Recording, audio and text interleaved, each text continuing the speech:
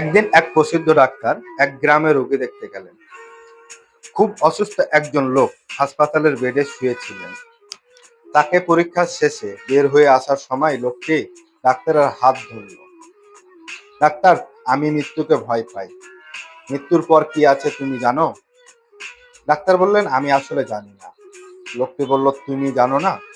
তুমি কি ধর্ম মানো না? ডাক্তার চুপ করে রইল। এরপর সে মাথা ঘুরিয়ে কেবিনের দরজার দিকে এগিয়ে গেল। দরজা খুলতে দরজার ওপাশ থেকে ডাক্তারের পোষা কুকুরটি লাফ দিয়ে ঘরের ভিতরে ঢুকে পড়লো। এসে আনন্দে তার লেজ নাড়তে লাগলো, জিভও বের করে দিল।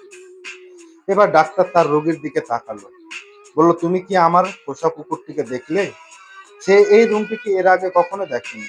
সে জানতো না ভিতরে কি আছে। সে শুধু জানতো ভিতরে তার মালিক আছে। তাই আমি দরজা খোলার সাথে সাথেই সে ভিতরে ঢুকে আসে নির্ভয়ে।